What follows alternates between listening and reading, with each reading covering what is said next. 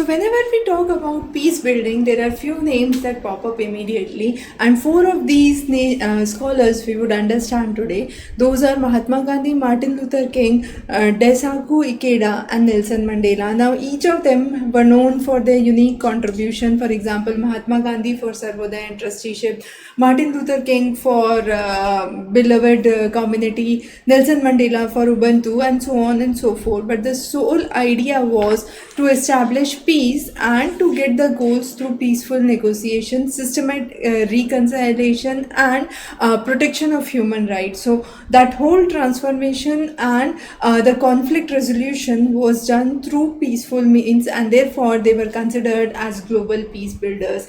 Now, before we begin talking about each of these, let's talk in general about few simple terms that we must be familiar with.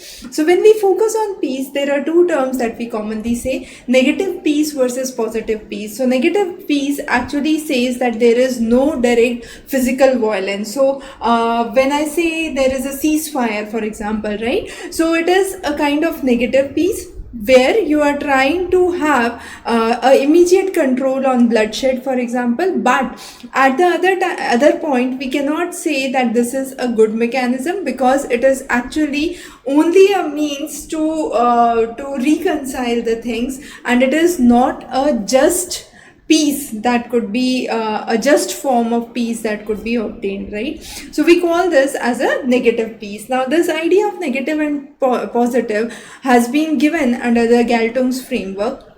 On the other hand, positive peace actually talks about absence of injustice.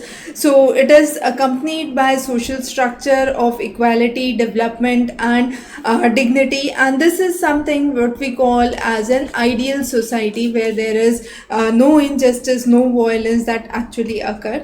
However, the negative peace is simply the absence of the violence or the hostility that could be obtained through a ceasefire or a truce, but that in real terms does not imply that this is a peaceful way, or this is a peaceful solution, right? So it is obtaining the peace, but it is negative peace. However, the positive peace is in the other direction. Similarly, we talk about two important terms, that is the structural violence and cultural violence. Structural violence is because of the systemic inequalities that are there in the system, the exploitation, the discrimination that leads to the impact on the political institutions, educational, economic, social institutions. However, cultural violence is where the ideology or the religious beliefs are used to explain something, but they are being normalized to explain the structural harm that is being caused, and this is what is called as cultural violence. So it actually includes the religious interpretations, the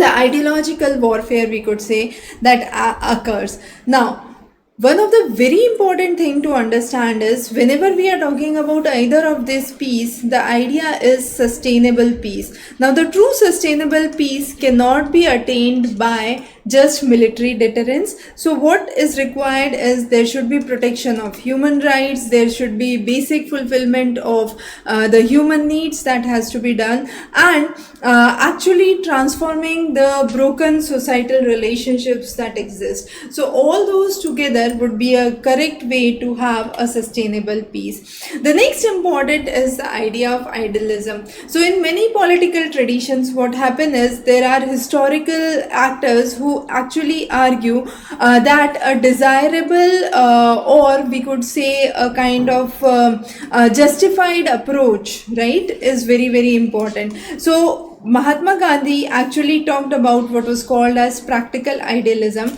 and it talks about morality and political action that have to constitute the indivisible whole. And this model actually talks about a path to justice must be obtained by or it should be as pure as the objective itself. Now, what does that mean? Right? The philosophy actually asserts just the opposite. It proves the ethical nature of the means as a way to shape the outcome, right?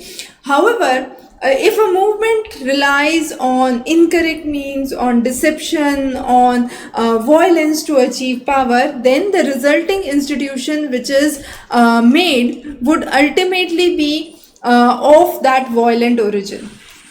So the roots under which the things are framed are very, very important, and that signifies the cultural root. In the previous sections we have already talked about the Mahatma Gandhi's story, where he based on the ideas of Panch Mahavrat of Jainism, the Sila of Buddhism, and the ideas of Western thinkers, he laid the concept of Satyagraha. And the sole idea of this Satyagraha was that the foundation should be non-violent, and only if the foundation is non-violent, the institutions which are built on that non-violent, the institutions that are built would be of non-violent origin. And this was the same thing that he propounded here, that the path to justice must be as pure as the objective itself, and that's the real way for achieving what was called as the practical idealism. So according to Mahatma Gandhi, practical idealism was one of the basic fundamentals to achieve peace, and to operationalize this there has to be a rigorous self-disciplined commitment that has to be followed by all those who seek to achieve this path, and this would be the basis for the transformation of the society. So now coming on to the Mahatma Gandhi's views. So we'll discuss all the four scholars that we talked about one by one. So to begin with Mahatma Gandhi's views. Now Mahatma Gandhi's views, as we saw, was mainly based on Satyagraha, which is a soul-free idea. So it is a soul force idea with a truth that has to be taken into account, and it is not the passive resistance which is there. So soul force is actually an active, assertive way through where a person by truth and non-violence actually takes the fight forward, and then it is driven by a universal love, feeling that there would be no ill will or no hate